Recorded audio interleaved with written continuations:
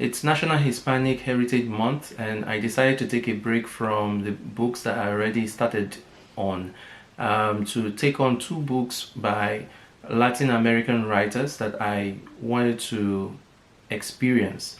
The National Hispanic Heritage Month is a month for commemorating or celebrating the diverse culture and contributions of Hispanic and Latino Americans. And right now we're seeing a lot of festivals, food, music, dance festivals taking place. And I thought, well, what better way to share in that experience than to read the works of any Latino American or Hispanic writers that I can lay my hands on. For this Heritage Month, I am taking on two books, the first of which is The Inheritance of Orquidea Divina. I've already started reading this. I'm already 2 chapters in, and I've learned that Orquidea is Spanish for orchid. Okay, and Divina, of course, for divine. The story of the inheritance of Orquidea Divina revolves around the matriarch of the Montoya family, and by the time you're 2 chapters in, like I am, you begin to draw some similarities to the story of Encanto. And this really made it easy for me to break down the summary of this story to my kids who were curious about what this book was or is about. It's written by Zoraida Cordova, who has more than a dozen novels and short stories in her belt, and she's also praised for her beautiful telling of magical tales and otherworldly adventures. This would be my first book by Zoraida, and I'm looking forward to experiencing her writing. In this book, we hear the story of how Orquidea Divina herself starts the family in a new land, and then she raises the family. They all grow up. They cannot say for a fact how Orquidea herself is able to use magic to revive a fallen land, or even start a home where they felt that no one could ever.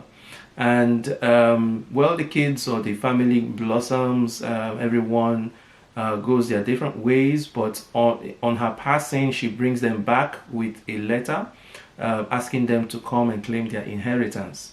On the blurb of the story, you would read that the inheritance is for magical elements or magical powers that everyone stands to gain or unravel, and but things don't go as planned, and that's really the premise of this book, and we find out why and what happens and what the redemption is. There are secrets in the family and to be revealed, and the unraveling of those secrets also adds to the tension in this book. I'm looking forward to reading all about that. But so far the writing has been enjoyable. It's easy. There is a quality of the poetic in Zoraida's writing, and I'm really enjoying it and looking forward to finishing the rest of this book.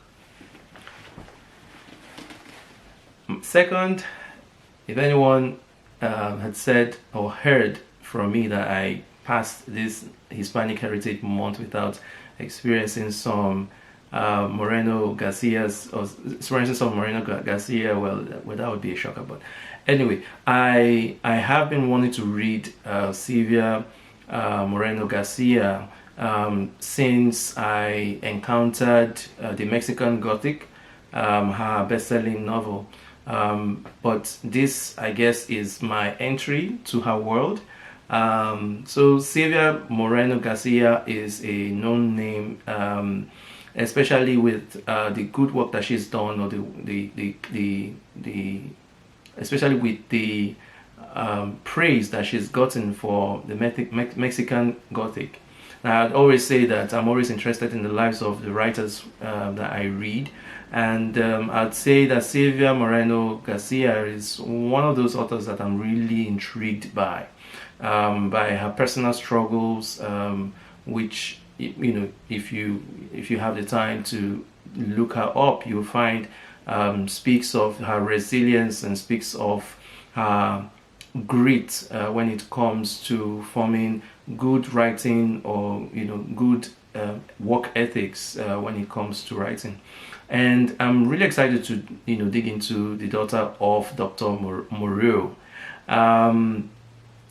Yes, Dr. Moreau, that is H.G. Wells' The Island of Dr. Moreau, it's the same universe.